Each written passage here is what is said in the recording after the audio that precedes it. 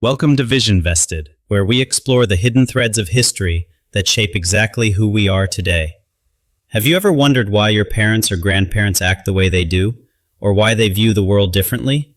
It is not just about age, but about the specific historical moments that forged their collective psychology during their formative years. We are going to dissect 5 major generations to understand the trauma and the triumphs that created their unique worldviews. From the stoic pragmatism of the war veterans to the fierce independence of the latchkey kids, everything has a clear cause.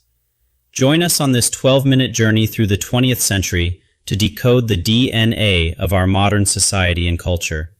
We begin with the greatest generation, born between 1901 and 1927, forged in the fires of adversity. They came of age during the Great Depression, watching their parents lose everything, and learning that nothing in life is guaranteed.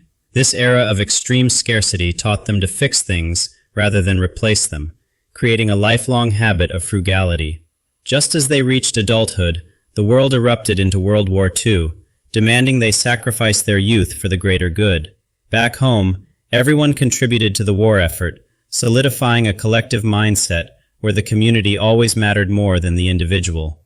They developed a stoic pragmatism, believing that emotions were a luxury they could not afford in the face of survival. For them, actions always spoke louder than words, and complaining was seen as a weakness that solved absolutely nothing at all.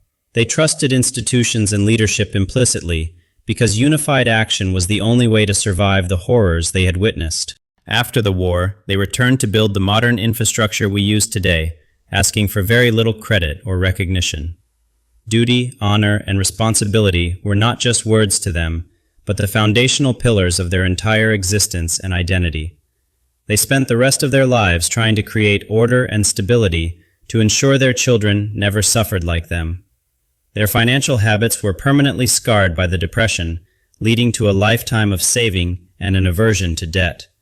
They loved deeply, but often struggled to express it verbally, preferring to show their love through provision and protection instead. As we move forward in time, we see the foundation they built for the next group, the quiet children of history. Next is the silent generation, born between 1928 and 1945, often overlooked between 2 giant demographic groups. Their childhood was defined by the Dust Bowl and economic collapse, teaching them that the world was a dangerous, unpredictable place. They learned early on to be seen and not heard, keeping their heads down to avoid adding to their parents' burdens. Coming of age during the McCarthy era, they witnessed how dangerous it was to speak out or have a dissenting opinion. Conformity became their survival strategy, as blending into the crowd was the only way to ensure personal safety and career security. They became the corporate loyalists, believing that if they followed the rules and worked hard, the system would take care of them.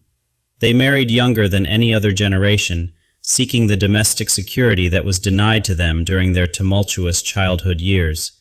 This generation valued expertise and institutional authority, rarely challenging the status quo or demanding radical changes to the social order. Ironically, their most famous members became civil rights leaders, using their skills in negotiation to enact change within the system. They were the masters of the facade, keeping their personal struggles hidden behind closed doors to maintain a perfect public image. They managed the economic boom created by their parents, serving as the steady hands that guided the expansion of the middle class. Retirement with a full pension was their ultimate reward, the promise kept by the system they had faithfully served for decades. They indulged their children, the baby boomers, giving them the freedom and material wealth that they themselves had always longed for. Enter the baby boomers, born between 1946 and 1964, arriving in a world of victory and abundance. Born into the post-war economic boom, they were the first generation to grow up regarding growth and prosperity as the norm. Their sheer numbers gave them immense power, shaping the economy and culture at every stage of their lives through sheer volume. They started as rebels, challenging institutions and demanding civil rights, fueled by an optimism that they could change the entire world. They prioritized self-expression and individualism, breaking away from the collective conformity that defined their parents' silent and careful lives. Witnessing the moon landing convinced them that anything was possible, reinforcing a deep sense of exceptionalism and confidence in the future. As they aged, the idealists became the managers, driving the greatest consumer economy in history and focusing on career success. They shifted from changing the system to running it, embracing consumerism as a way to reward themselves for their hard work. Their work ethic was intense and competitive, often defined by long hours in the office to climb the corporate ladder.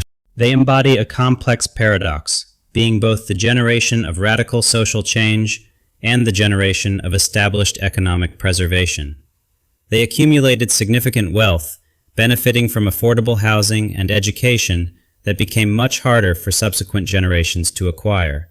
Now, they are redefining retirement, refusing to step aside quietly, and continuing to influence culture well into their golden years. Between the Boomers and Gen X lies Generation Jones, born between 1954 and 1965, the lost generation. They arrived at the party just as it was ending, missing the easy prosperity of the Boomers, but sharing their expectations. Their formative years were marked by the oil crisis and stagflation, replacing the Boomer optimism with a sense of pragmatic cynicism. Watergate happened during their high school years, planting the first seeds of deep distrust in political leadership and government institutions. They faced fierce competition for jobs as the economy slowed down, forcing them to be more adaptable and less idealistic.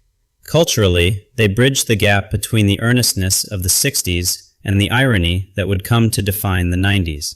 The term Jones refers to the intense craving for the success they were promised, but found increasingly difficult to actually achieve. They were the original digital immigrants, adapting to technology in their adulthood rather than being born into it like later groups. They function as the invisible glue of society, understanding both the traditional values of the past and the modern skepticism. Finally, we reach Generation X, born between 1965 and 1980, the generation that raised itself in the shadows. Known as the latchkey kids, they came home to empty houses because both parents were working or had tragically divorced. They learned early on that no one was coming to save them, fostering a fierce independence and a do-it-yourself attitude. They experienced the highest divorce rates in history, which destroyed their faith in the permanence of institutions like marriage and family.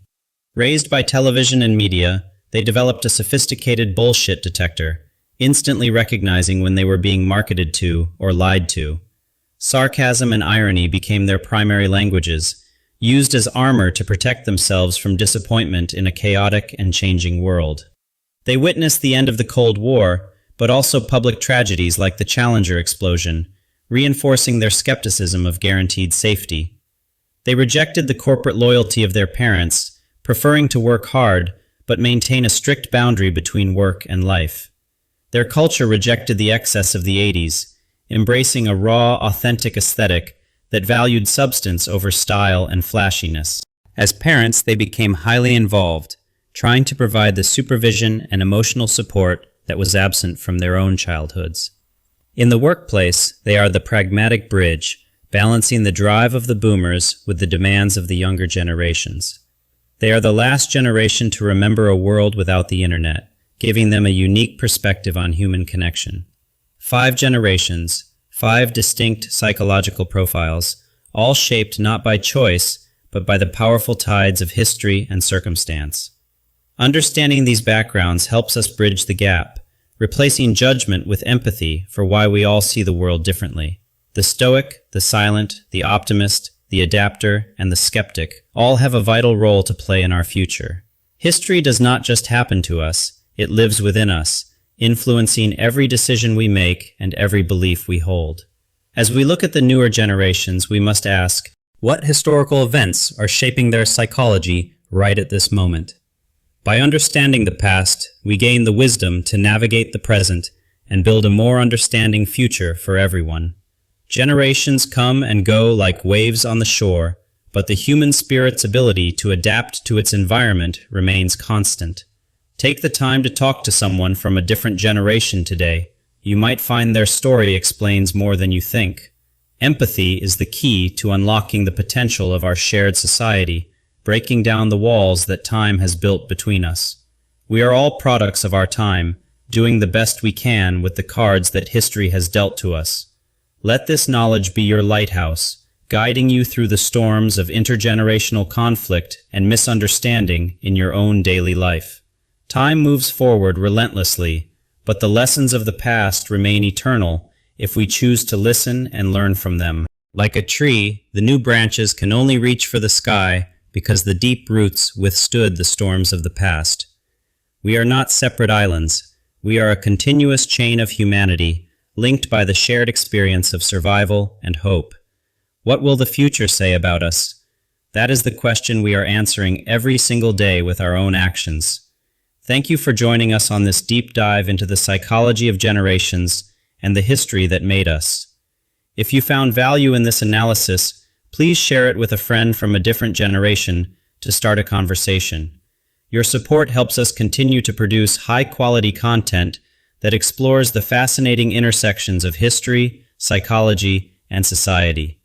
Stay tuned for our next episode, where we will turn our lens toward the digital natives, the Millennials and Generation Z.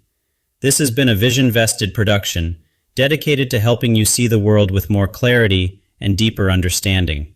Remember that while times change, the human need for connection, understanding, and purpose remains exactly the same across all eras.